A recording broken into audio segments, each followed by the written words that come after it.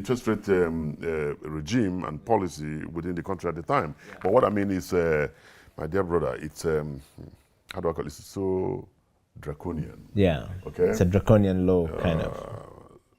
But that's the best they could offer. Yeah. And we call them the new generation banks that time. Those guys were sharks. Those guys don't care a huge about you. They were just living large. Yeah. Okay, the exchange rate, the interest rate in Nigeria at that time was were the mercy of the bankers. Yeah. So we had this thing. Upon the challenges that I had, so the interest rate ballooned the loan, yeah. And at the point, I think it was almost ₦1 billion, my dear.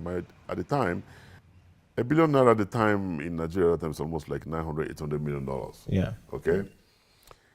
And then, of course, a lot of failed bank facilities. Yeah. Of course, why would it not fail? Yeah. 40%. 40% is quite a huge. Yeah. What business are you going to do with a 40% interest? Yeah. There were a lot of loan defaulters, that the banks were going on as well. Because when you don't pay your loan, and this one don't pay his loan, or that one don't pay their loan, of course, the banks will not survive. Yeah. So I think Central Bank came up with a policy to recover the debt. And then, of course, one of such policies was to publish the names of debtors. Lo and behold, the one and only Emperor Chris Baywood, eBay. We had lost so much money.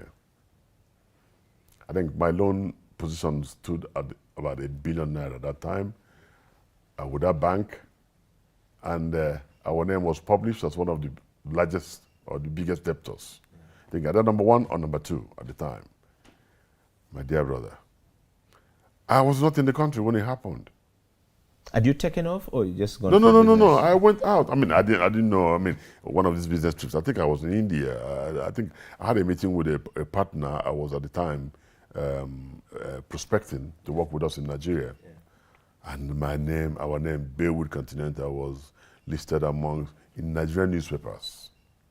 My God, as one of the largest debtors of that bank to that bank.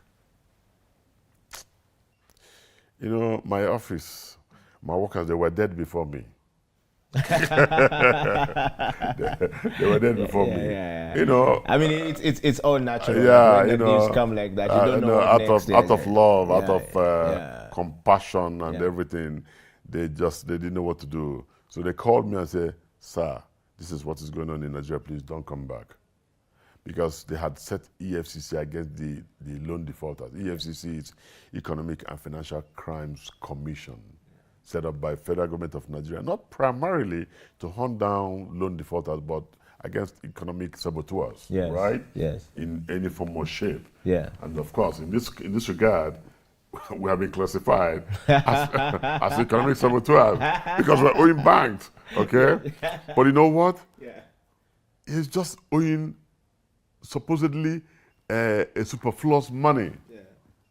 This is the way I describe it. It's superfluous because how do I mean superfluous? I didn't borrow '600 million naira. Yeah. I didn't borrow '800 million naira. I borrowed less than this. I borrowed far less than this. Yes, and but because of the interest accumulation and what they call compound rate, compound interest, default charges, blah blah blah. Before you know it ballooned. Then I told my staff who called me, I said, "Why shouldn't I come back? I have not defrauded anybody. This is legitimate business. We are a corporate organization. We have not taken anybody's money legally. So why should I not come back to Nigeria? And I don't think EFCC should arrest me because I have not defrauded anybody. Neither have I defrauded the federal government of Nigeria. Yeah. Okay? And so this we can discuss." I said, "Sir, please don't come back." I went against that. The rule, and you went back to Nigeria. I ruled against. I came back to Nigeria. Of course, I was not arrested. Lo and behold, this bank had appointed an attorney to go to court and start a process of wind-up of the company, Baywood Continental. Wow. Yes.